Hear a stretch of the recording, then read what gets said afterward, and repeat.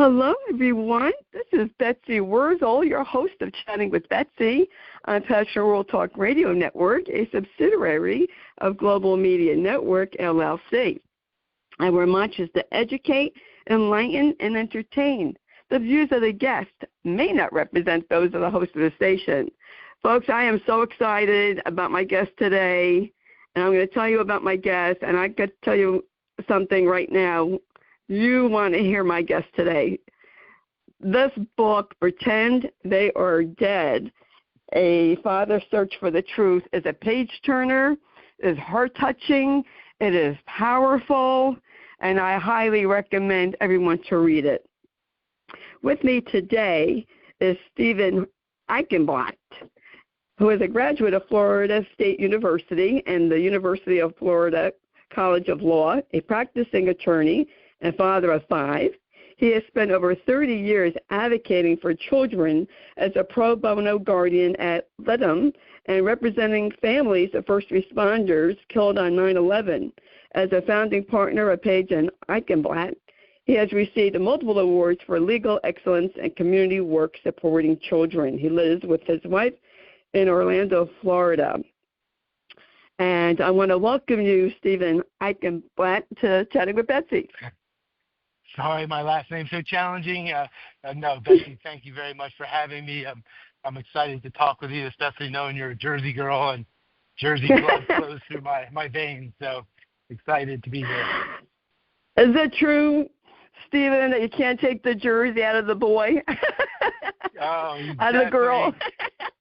You definitely cannot. And being from Wayne and living in Orlando, I've run into 2 or 3 people from Wayne, New Jersey, and it's like you have this code. It's like you have this connection. You know, they're like your brothers because they're from Wayne. So no, you can't take the Jersey out of me, and I don't want to do it either.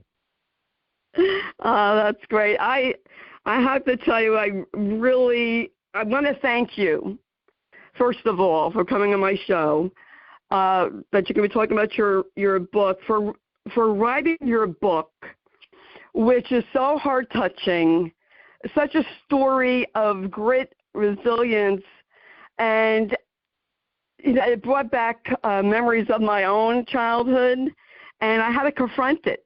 So I thank you for that, Steven. I really had to confront my past. And reading your book, I realized I didn't fully confront it. So I want to thank you for that.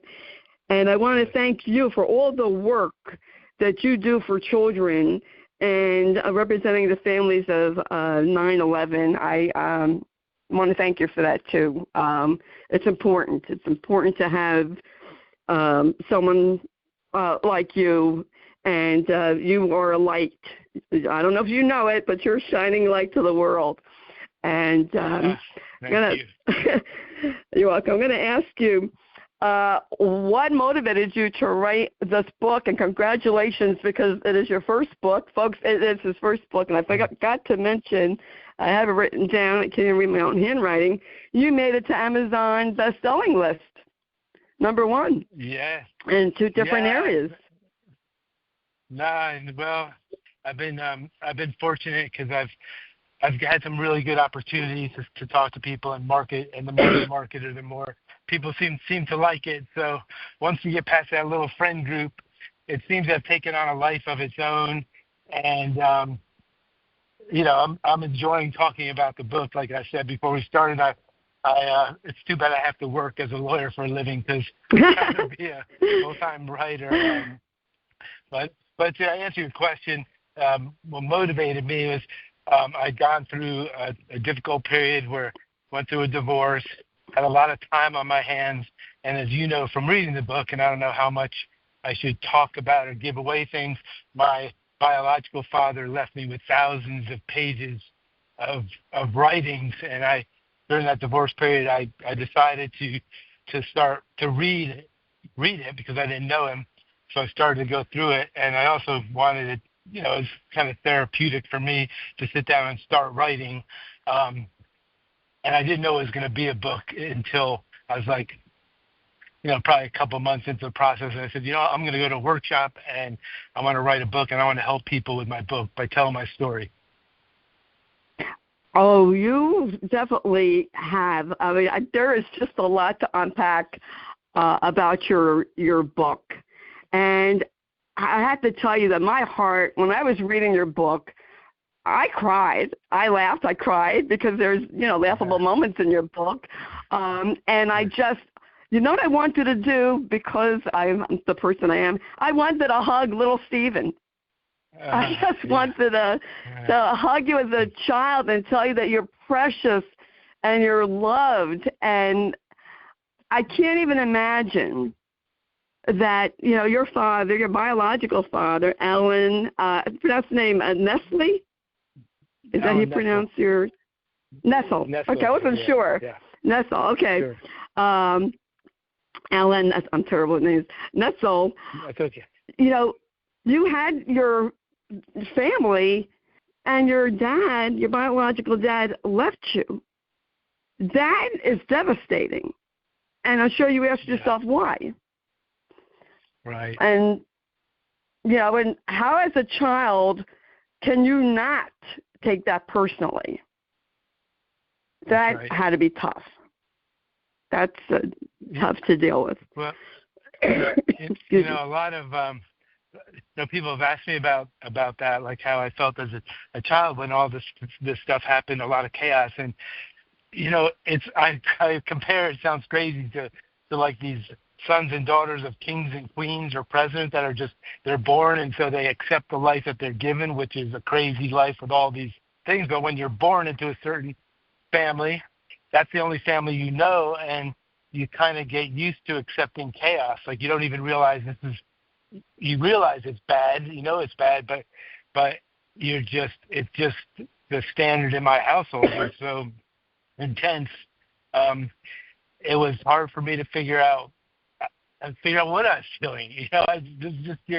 It's hard. It was really hard to unpack, my feelings back then. I still have trouble sometimes trying. I'm really, when you go back to why I wrote the book, like just trying to find my feelings, trying to feel something, I'd never like to be hugged. My wife always gives me a hard time about that. My friends are always like, Steve's not a hugger. He doesn't like to be touched. And, that's part of the trauma. It's part of the trauma thing. But it really day to day in my house, as I described in the book, was you just never knew what was going to hit you, but something was. That, yes, you lived with a lot of trauma, and a lot of trauma, they say, is intergenerational, passed on. What I found interesting about your dad, your biological dad, is that, and this had to be mind-blowing for you, because later on he remarried and had another family. Yes. And that had to be shocking. And reading about your dad, Steven, and how, he liked to work with animals. Your mom said, your dad's more comfortable with animals, to work with animals. Do you think your dad, Alan, had some kind of neurodivergent thing going on? Because a lot of times people like to work with, don't like people. They prefer to work with animals. I think absolutely he had multiple personality disorders of different types going on, and when I met him, when I reconnected with him, and of course he's been in a bad accident and been through a lot of things, but he's like a person, back then you didn't hear about all these diagnoses that we hear about today. So definitely on the spectrum, for lack of a better term, definitely very socially awkward, and didn't look you in the eye, mumbled when he talked, really hard to understand him. And I know that he got progressively worse, but yeah, he had a lot going on in that brain of his. Yes. Yeah, that's what I was thinking. I was reading the book because I'm in the neurodivergent community. My son has a cognitive disability, and I've interviewed a lot of people about, Asperger's and, read up about it. And this is exactly what I was thinking. Plus, your dad was in the war, right? So he could have had post-traumatic from World War II. I know my dad did. I know my mother's brother did. And I'm a big mental health advocate, Steven. And what I appreciate about your book is that you are very honest. You don't sugarcoat. And it had to be painful for you in a way to go back and relive these memories. Did you find it both painful and cathartic?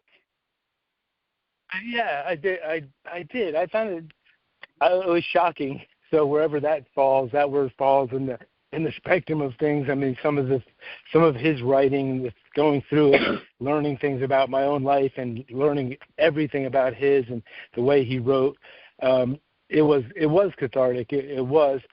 He himself his father had left him, his biological father had left him when he was 12 or 13. And my Papa Charlie, who I loved dearly, was the man who took over, and he was a violent person himself, World War II hero, bus driver. He was great with me. One thing I want to say, too, is that when divorces happen, I've been through it on both sides, and I've helped some families as a lawyer too during divorces. You forget about the grandparents, because not only did I lose my father when he walked away, I lost my grandparents who loved me, who they definitely loved me, and my uncle, like that whole collateral family. All of a sudden, everybody's gone, and you're just a kid. But so there were definitely moments as I was writing this book where I felt sad and angry. Yeah. Sad and angry. Yes. Yeah, I can understand that, because when I can't journal. A lot of people say journal. When I was going through a tough time when my mother-in-law had Alzheimer's and my husband and I weren't getting along, and I journaled, and I went back and read it. I was mad. I would get all mad all over again. And I said, I can't look at this. I got to throw it out. You have an interesting title of your book, Pretend They Are Dead. I know how you came up with that title. Can you tell the audience how you came up with that title? Because it's very eye-catching. Yeah, thanks. After debating and deliberating with my family about titles, because I tried to bring my family and some of my kids into the decision-making of the book. I wanted them to be part of it so that when it came out, they were supportive and not, running away and thinking there was all this horrible stuff, because it's not. But the title came from years after my biological father died, and I learned during the course of the book that he was a writer. I learned that at his funeral, and I got all these materials, thousands of pages of materials that he had written in articles and everything else. But the one thing I did not get was a story that he had written back in the 1970s that was published in a national magazine, and that story was called Hello Yellow. And the reason I didn't get it is because my cousin, who was also a writer, he didn't think my father wanted me to see it. In fact, there's a note, and I think there's a picture of it in the book, where my biological father wrote, this would be bad if my ex-kids ever see it. And the article, and I'm reading an article that he wrote in 1970, and I'm reading it in 2015. But he writes about the last night that he spent with us and his rationalization for giving us up. I mean, I didn't know he was leaving. He just dropped us off and he was gone. But he had gotten advice from a psychiatrist talking about mental health, that the best thing for him is just pretend we're dead. And that's what he did. So that's where the title came from, is Pretend They Are Dead. And, it turns out it pretty much ruined his life. I mean, I lived probably a mile from his veterinary office. I lived within a couple miles of where he moved. And I can't even imagine. I'm a father of 5 kids. Not seeing my kids or contacting them every day is hard. Is hard. But for him just to drop us off and not come back was I can't even understand it. Oh yeah, but that's where the title came from. Yeah, that is something. When I received a press release, I said, "Oh, I have to read this book. I've got to have a copy of this book," and it is just well. I think it will help so many people, Steven. I really do. And, we want to do better as parents with our children. And I know in my own case, my parents were too busy for me. Even when my mom, near the end of her life in a nursing home, assisted living, still too busy. She couldn't be bothered talking to me. And I wanted a close relationship with my son. I wanted him to know that he could come to me at any time about anything. Right. And I think we try to do better as, for the next. You're about my age, Steven. And back then, people didn't talk about what was going on in their home. They didn't talk about abuse. They just did not. Right. Boys were taught, and even girls, you don't cry, it's weakness. I was told that as a young girl. Absolutely. Absolutely. You don't, as my mother would say, air your dirty laundry out. So you had all this going on in your life, and you couldn't talk to anyone about it. That's why my heart, I'm an empath, that's why my heart just went out to you. And I was like, oh, my goodness. And how wonderful that you help people. And I think it's, they say that hurt people, but I think also that people who have been hurt also like to help people. You have people who are very empaths, are very compassionate, and help people. Also, there's that side of it. Absolutely. And one thing I was blessed with is when my main practice now is personal injury, and so I have a lot of people that come to me that are severely injured, gone through some kind of tragic situation, and a lot of blue collar folks, and I really know because of the way I was raised, I know what chaos is. So sometimes clients think, oh, he's a lawyer, so he must have been raised rich and his life is probably easy. And I've been able over the years to really connect with my clients because I have been there to the bottom. I feel like I can relate to almost everybody, and I think it was kind of like a gift because my law partner used to say, gosh, your stories are so great. You're so interesting. And my family was all dull because we stayed together and nothing bad ever happened. And so the tools I got from growing up in that environment have definitely helped me as a lawyer. One thing I really wanted to share with you, Betsy, because of your note, and I know you read the book, is my wife sent my book to a friend of hers who's a lawyer in Boone, North Carolina, and she loved it so much she sent it to this book club, and they've invited me to speak at some point. But she sent me. Apparently, she sent this to a lawyer. This is not a person I know. But he's writing this note to her, to Andrea is her name. But he writes, Andrea, I am over halfway through Pretend They Are Dead. He reminds me of Faulkner, the way he traverses time and changes the point of view of his character based on his age. I channeled him in court this morning when I settled a custody case. He helped me empathize with the kid involved in the custody case, and I was able to give my client some advice that I never would have thought of except for the book. Thank you for that. Wow. Oh, that is wonderful. That's why, Steven, I have this show because I want people to share their stories. When we share our stories, we help other people. some people think, right. oh, well, you're sharing I don't share my experiences I went through for sympathy. I want people to learn from my mistakes, so hopefully they don't make them, but to learn from them. And sometimes we go through awful things in life, and we ask ourselves, well, why did we go through that? And then there's a bigger picture, because it made you we have a choice. We could take what we went through. That's right. And either be victims or we could be victorious. And you became victorious, Steven. And this is a story that, if anyone's listening that has a book club, you need to get Steven in your book club and talk about this book, Pretend They Are Dead, because you will learn so many lessons. You had to grow up fast in a way.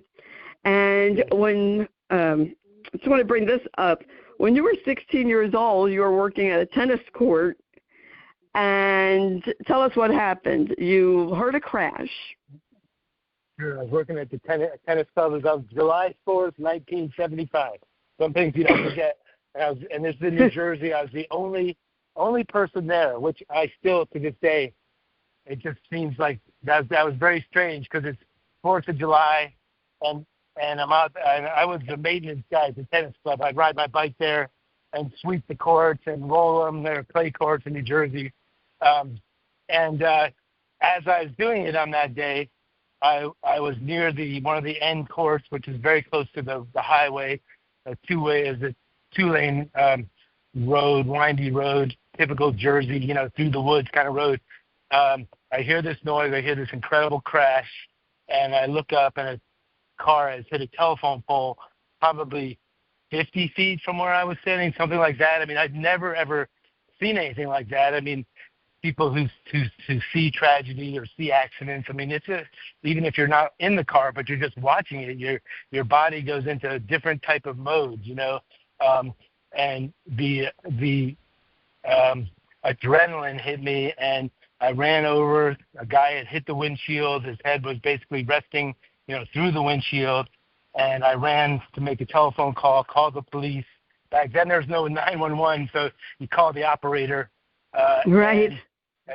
And then people started coming, and I ran back over there, and they had him on the ground, and he was hurt very badly, and his eye was kind of cut in half, and all these things. And the police officer, and I was just standing there. I had my Schwinn varsity 10-speed, which I was very proud of. It was against the wall. It was against the tree. I remember every detail of this, and I wound up. So I stood there. I started to leave, and I felt this energy.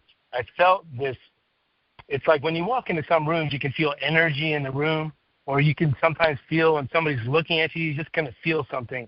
And I felt that, and I looked up, and this guy was just, he was conscious then, and he was staring at me through his one good eye, because his other eye, the eyelid had been cut in half and all that. And he didn't say anything, and I felt this really strange sensation. And so I turned around, and as I was walking away, the police officer pulled out his wallet and said, does anybody know this person? And, of course, it was my biological father. And I didn't say anything, and I never told it. I got on my bike, I drove back home, and I did not tell anybody I was there for 40 years. Wow. Now, that was trauma right there. That was traumatic. Yeah. And carrying that secret for all those years until you finally found out why your father was over there. But I don't want to give it away. You have to read the book, folks. Really, I think I might have ADHD myself. I go bouncing around when I talk to people in interviews. Yeah. You know what? Betsy, you're somebody I know I can talk to. And let me ask you your opinion on this, because people say, oh, that had to be horrible, and of course it was horrible. The guy, my biological father, almost died in front of me. In fact, he was very close to death, went up in the hospital. But I got on my bike, I rode away, and I just stored it away. It's not like I broke down crying or felt the need to tell anybody. I was just so traumatized by life, I think, that I didn't feel things, And as somebody who's, I know, is involved in the mental health world, I mean, is that like a typical? I mean, I wish I could say, oh my gosh, I couldn't sleep for months, and it was horrible, and I had these dreams, but I just put it away and didn't think about it. You know what, Steven? I'm not. Put a disclaimer here. I'm not a psychologist. I can only tell you what I think. I think that you were so hurt and traumatized from childhood up, and you were 16 at this time, that you had to, in order to protect yourself and to survive, you had to shut people off. You had to shut off your feelings to survive. And when that happens, and I know this for my own life, I was never physically abused. I was emotionally abused. That when we shut people off because we don't want to feel, and yet that kind of works in reverse in a way, because we don't feel and we can't get close to people. It's very hard to trust people. It's very hard to be vulnerable with people and tell people how we feel, because we're afraid of getting hurt. We're afraid of them saying, man up, woman up, their judgment of us. That's what we're afraid of. And I always say the same walls that protect us from people also prevent the, good people from coming into our lives. So it's a balance there. Excuse me. Sure. So it's a fine line there. And I related a lot to you. And in reading your book, I thought of my own father. And Steven, I don't know why. I mean, I know like back in when you were growing up and when your mom was growing up, you just made excuses for people. You didn't leave your husband because it wasn't socially acceptable at the time. You didn't talk about abuse. I don't know how any mother can stand there knowing that her child is being beaten. My dad was beaten by his uncle. His mother knew it and did nothing, didn't do anything. It was his father who had woken up one time, saw his brother hit my father, and was going to hit him. And my grandfather told his brother, don't you ever touch Howard again, or I'll be, taking my matters in my own hands with you. And he never touched my father again. And I said to my dad, well, why didn't you tell your father? He said, I'm not a snitch. So, it's a hard thing. Yeah. A frying pan would come out if that was me.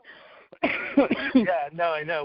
Well, sort of like in that when kids get bullied in school, and I handle some of those cases, they don't want to be seen. Of course, usually they're the weak kid and they're getting bullied, but they don't want to tell anybody because they don't want to make it worse, and they don't want to be a snitch or whatever it is. It's this code of honor, and I think the schools are learning how to handle that. But yeah, there's no doubt. I mean, one thing too that I feel is, I mean, we had physical back in those days.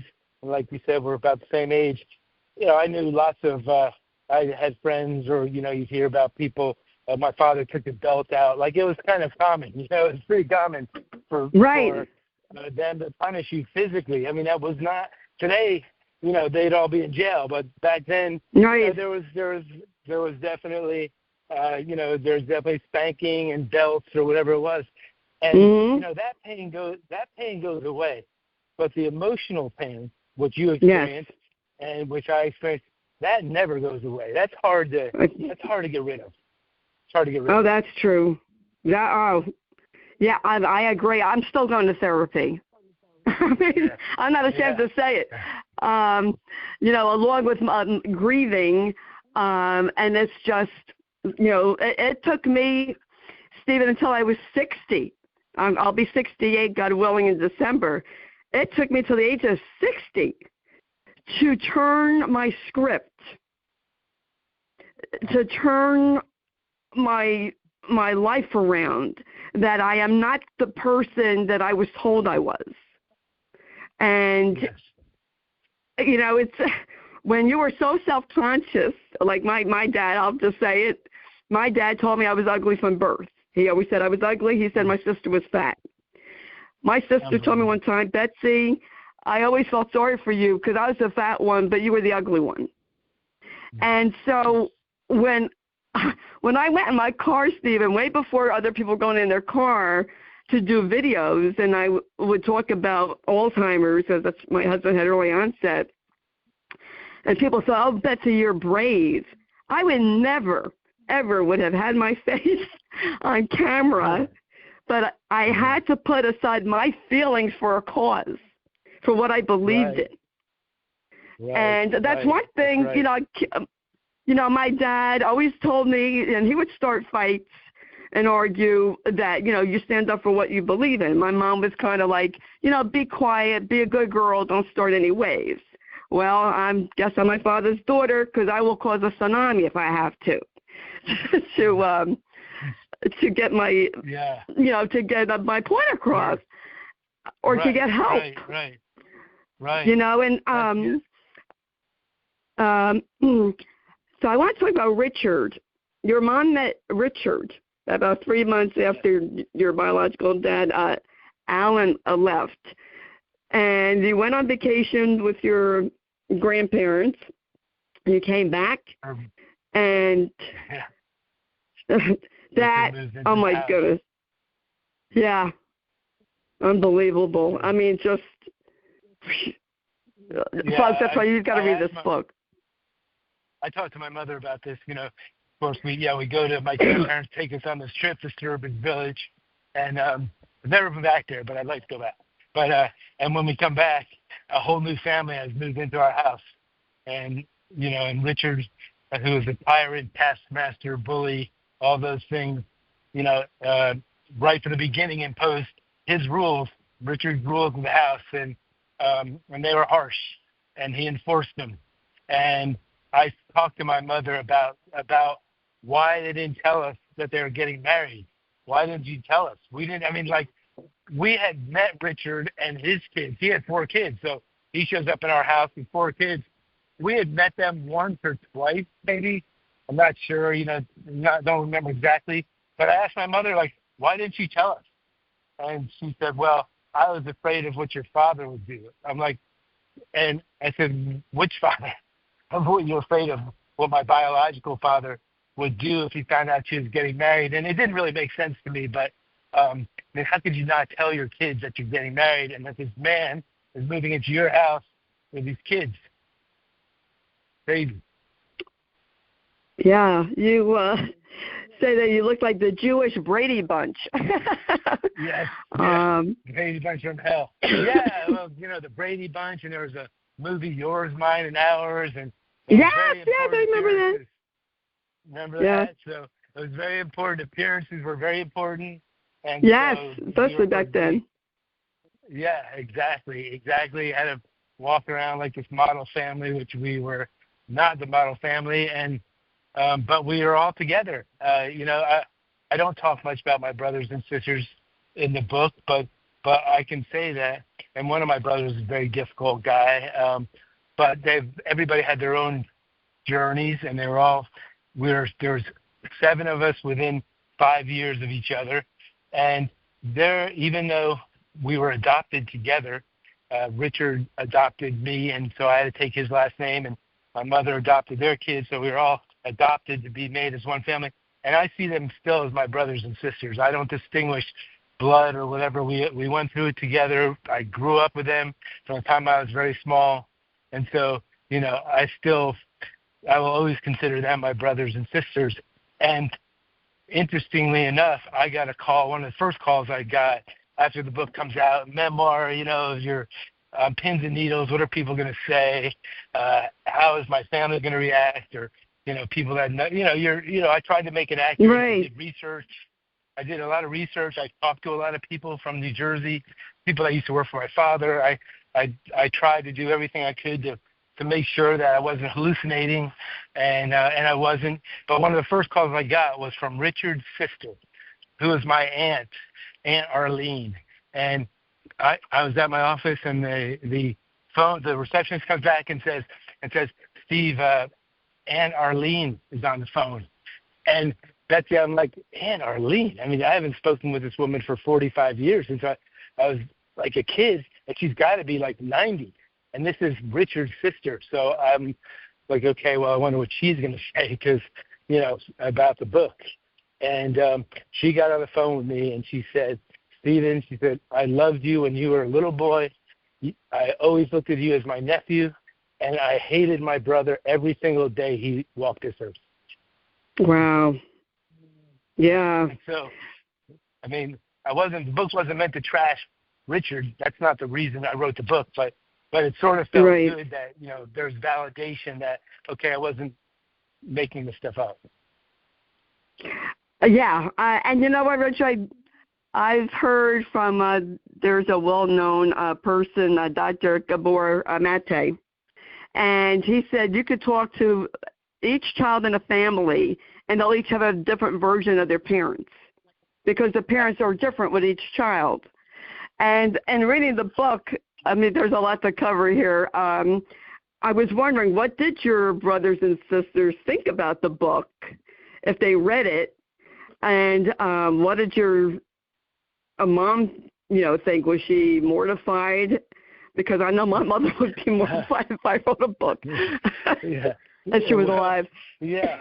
Well, for the record, most of my brothers and sisters did not read the book and refused to read the book, so they were not supportive. I haven't talked to all of them, because some of them, for a lot of different reasons, we're not that close anymore.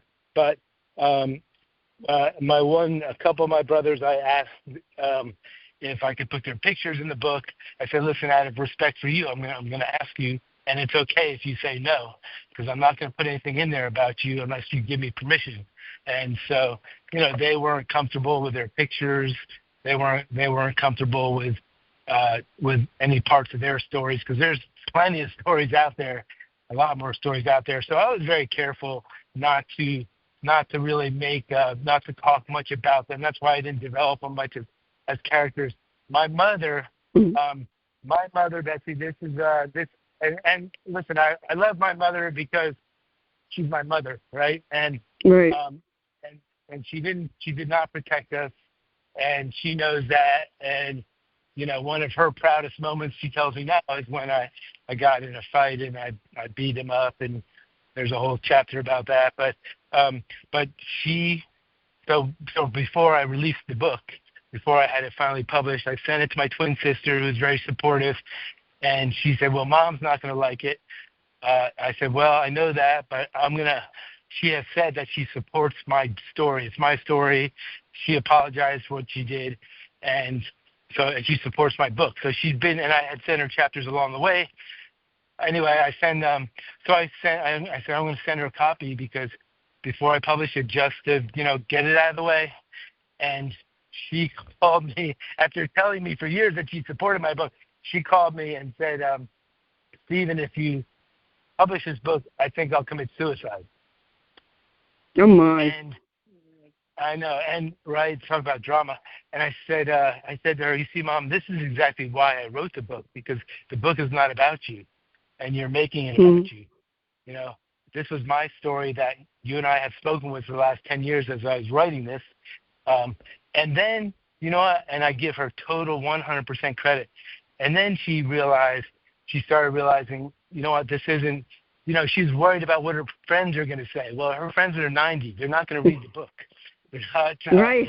There's not, and it's, listen, I want my book to sell millions of copies. I would love nothing better to reach the universe and for it to help as many people as it can. But the reality is, she lives in Sarasota, Florida. It's not I don't think that there's going to be tons of people that she knows that'll read it, and her name is not in there. But the one thing she was really upset about, the most upset about, and this you'll appreciate this, is she was upset because she said we did not have plastic on the furniture. We weren't allowed to sit on the furniture in our house, and there was plastic on the furniture. And so, I make some jokes about it in the book. And she said, we did not have plastic on the furniture. That was for people from the Bronx. We didn't do that. We were from Long Island. She was very upset about that because what are people going to think that if they find out I had plastic on my furniture, which everybody did back then. Yeah, from the Bronx. That's funny because my grandparents are from the Bronx, and they had plastic on their furniture.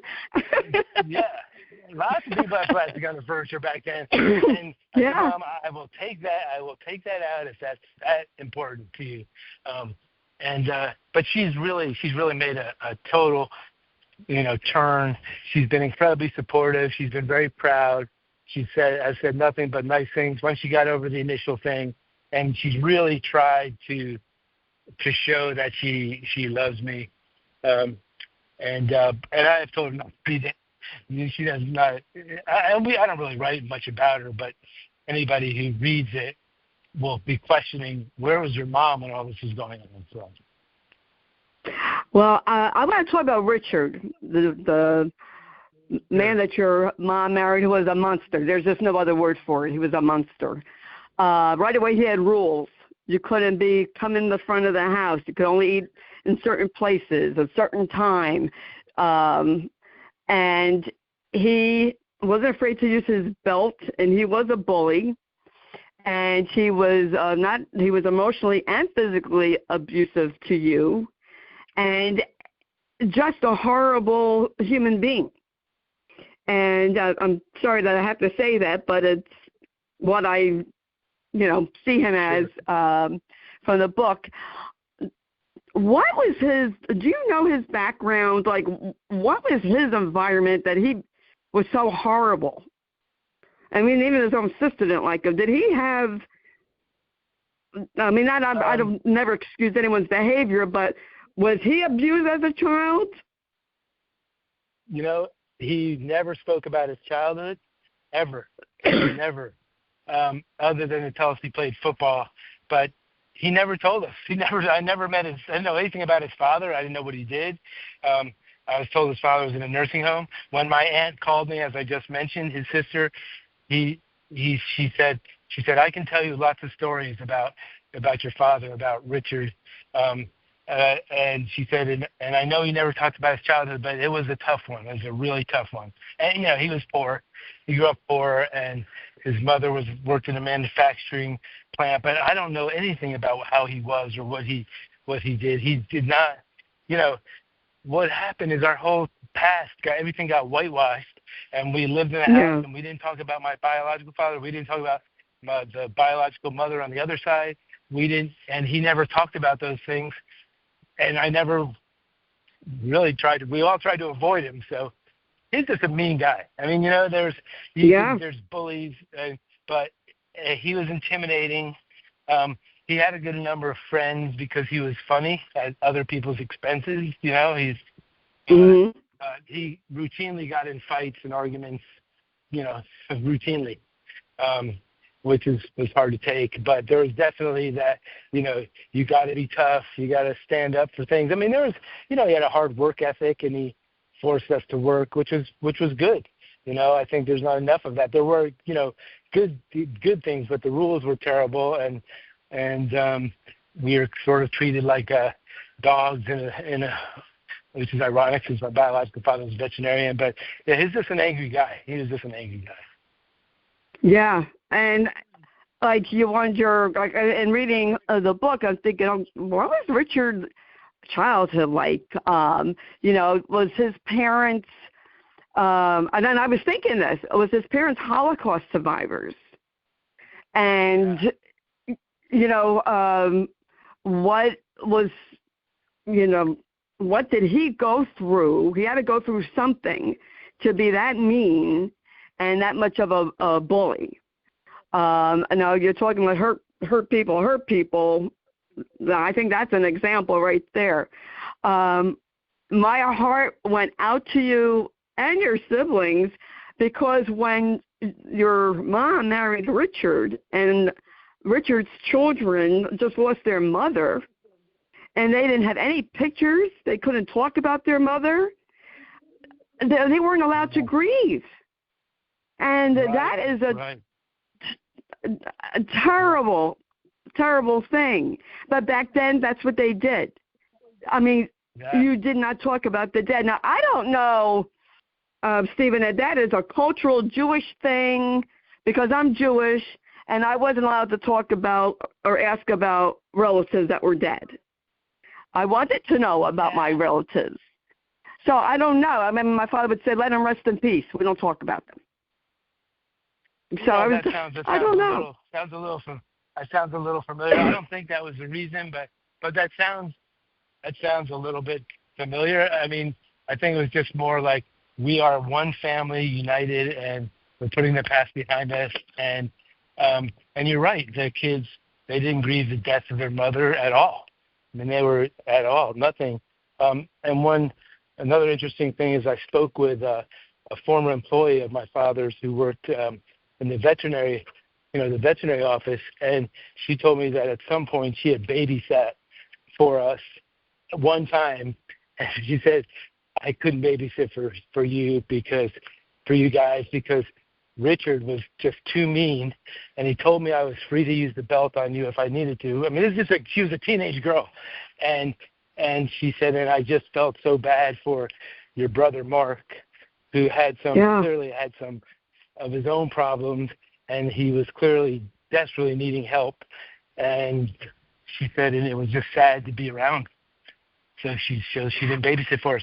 She also, by the way, is the woman who drove my biological father to the tennis court to nail those letters into the telephone pole, which is another crazy story in the book. Yes, that is really, I mean, your book, and I even cover a lot, folks, because there's just so much to unpack here. And you know, Richard announced, you're moving to Florida your senior year of high school. I mean, how devastating is that of itself? And you mentioned your brother Mark, and I remember reading that his hand or arm was fractured. Yes. Yeah. Like, how come it wasn't reported? Well, maybe back then they didn't report to child services. Like, none of this was reported. That was. No, none of it was reported. And, I don't. My mother told me at one time the two of my brothers were fighting in a huge fight. Mark was one of them, and she called the police and left the house. And just left them because she couldn't stand it anymore. It was, back then you didn't really think about that, and she wouldn't have done it anyway. True. But it was just like another day in our lives. And I gotta tell you too, the thing about the letters on the telephone pole, and that story is, like I said, is in the book and crazy. But I actually received on my messenger.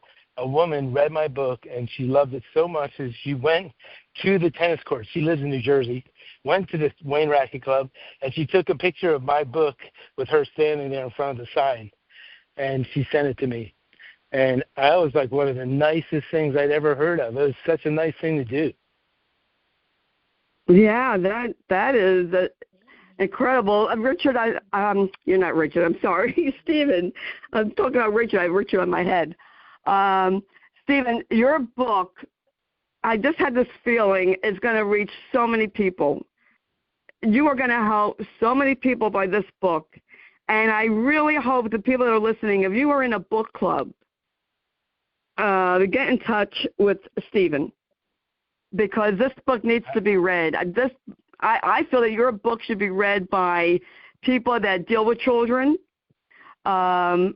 people who have gone through a rough childhood need to read your book. I feel like everyone should read your book and be deeply touched. I know you went to Israel. I want to ask you, what was it like to work in a kibbutz? Because that sounded interesting. I always wanted to do that, but never did. Excuse me. Great experience.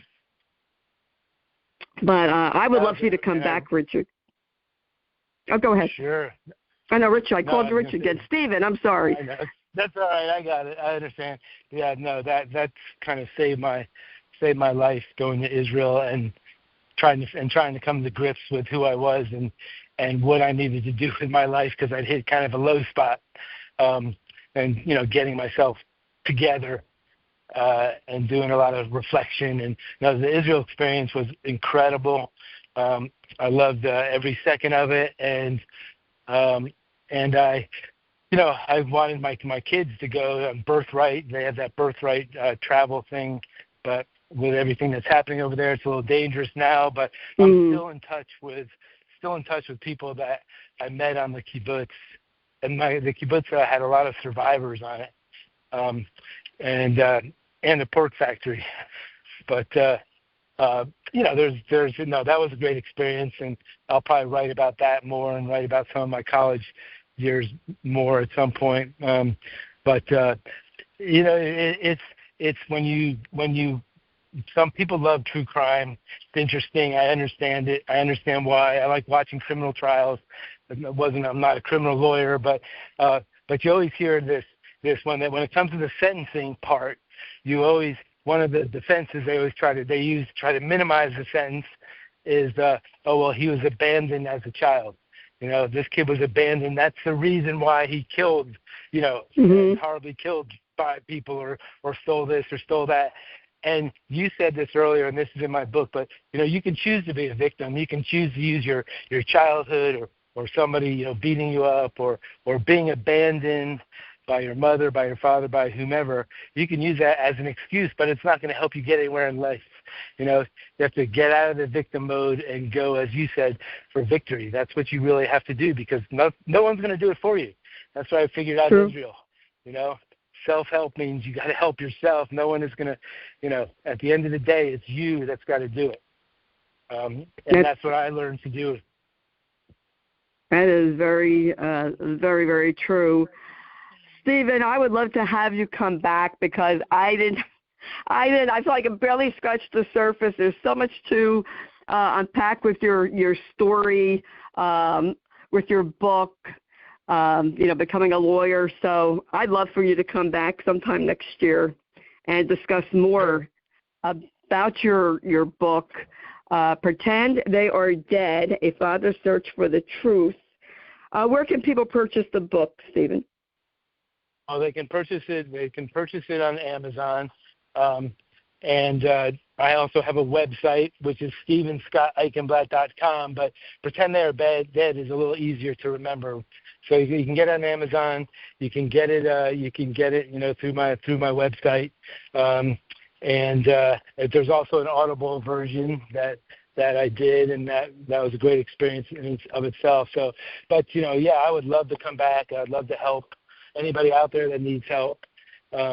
Or just wants a neutral person to bounce a legal issue regarding kids. I really have a heart for these kids that get stuck in the middle of divorce, and the parents put themselves first, and that's not a good strategy. But anyway, I'm around. You can track me down, and I really appreciate your kind words and you having me on here.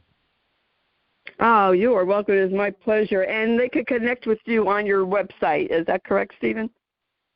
Yes. Great. I thank you again for writing this book. Congratulations. First-time book. You do take after your biological dad, because he was a writer. So it must be hereditary. And I just really admire you for writing such a raw, powerful book, but it really touches the soul. Matter of fact, I was dreaming about the book when I was going to sleep. I was having dreams about you in this book, and it's a really powerful book, folks. I highly recommend reading it. Reading a book can change your life. And it has changed people's lives. And I highly recommend reading this book. I think it will change people's lives. Pretend They Are Dead, A Father's Search for the Truth. Steven Scott, I'm trying to say your name correctly. Eichenblatt. Eichenblatt. Eichenblatt. And shoot me reviews. Anybody out there that if you buy it, please take the time to do a review. I'm a new author, so I got trying to spread the word. Well, Steve, I'm definitely going to post about your book on my page, my Facebook page, and on my LinkedIn page, because this is a book that should be read, especially social workers. I mean, just really anyone. If you're going through a rough childhood, if you had a rough childhood, read this book. And I'd say bravo to you, Steven, from not choosing victimhood. You became victorious. You're helping people. You're changing lives. You are a shining light, and we need more of you in the world. And I thank you again. Excuse me. Appreciate it. You're welcome. Folks, you can read all about Steven Eichenblatt in the blog that Jeannie White, who's the station manager, writes. All the information will be there. And I thank Jeannie for what she does. And I thank you, Lillian Caldwell, CEO of Passion World Talk Radio Network, for making this all possible. I want to thank Lissa Warren of Lissa Warren PR for arranging this interview. And I thank you for listening and subscribing. Share this show. I know that this book will help someone, many people. So please share the show. I'm here to help you. Steven's here to help you. My show isn't just a podcast. It's a resource. Passion World Talk Radio Network isn't just a regular internet station. It is a resource center. We're here to help you. And that's what my show is about. It's about helping people. And if you want to follow me, I'm on Facebook, Betsy E. Wurzel, Wurzel.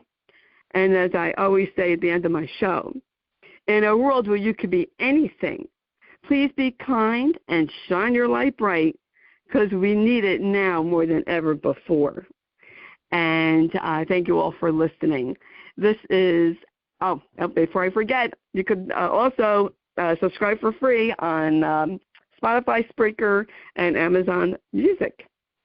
You can find Chatting with Betsy. This is Betsy Wurzel, your host of Chatting with Betsy on Passion World Talk Radio Network, a subsidiary of Global Media Network, LLC. Bye-bye now.